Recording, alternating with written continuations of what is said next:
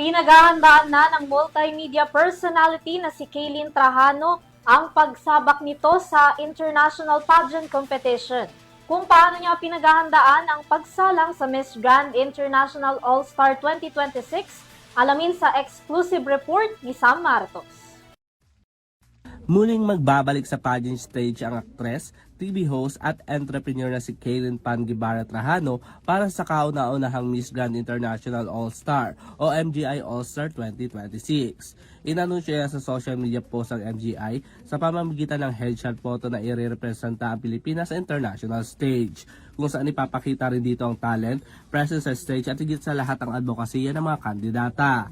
Isa sa mga advokasya ni Trajano ay ang pagkakaroon ng equal opportunity sa lahat ng tao sa buong bansa, na isa sa mga 17 Sustainable Development Goal o SDG. Advocacy natin is of course yung SDG, which is I'm very passionate about. SDG under the United Nations is an advocacy that was given to us for all the countries for deadline, or hindi man deadline, pero para siyang it's our guide para umabot tayo na yung mga bansa maging successful at maging prosperous, abundance until 2030.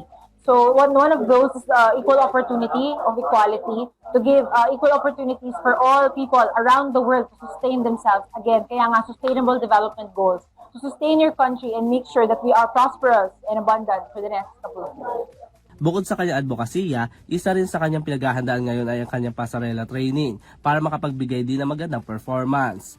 Number one, pasarela, kasi feeling ko I need to improve my performance base and to give them a good show. Kasi nga, for the past years, I'm much more focused with public speaking, with a Q&A, pero yung pasarela ko, it really needs a lot of work, so I need more time. And I'm grateful that na-move yung pageant, so it's gonna give me ample of time to collaborate and work with more pasarela trainers, coaches in the Philippines, and to have the Filipino support para lahat tayo ay mag-kapit-bisig at lumaban para sa competition na to. Nang tanongin naman si Kaylin kung sino ang gagawa ng kanyang gown at national caution, ito ang kanyang naging sagot. Kaya hindi ko pa pwedeng sabihin, pero siguro ito na lang, hint na lang. For my journey, definitely, I am giving it my all. So, the Philippines and the designers in the Philippines, abangan ninyo. Ang magpapadamit sa akin ay ang mga pinakamalalaki, pinakapasabog na designer sa Pilipinas. Magtutulong-tulong po sila para bigyan kayo ng magandang show. At sa ngayon yun na lang. Pero, another hint, reveal. National costume, wala pa. Pero, again, name it. Yung pinakamalalaking designers na nakikita niyo sa Pilipinas, yun ang mismong suoted ko.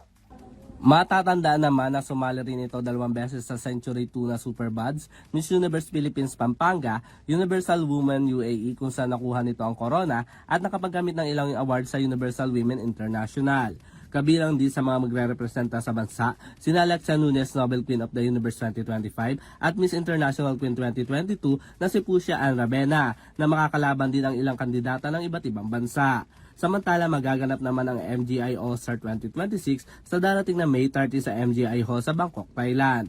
Para sa UTV Showbiz Balita, ako si Sam Martos, sumasaludo sa bawat Pilipino.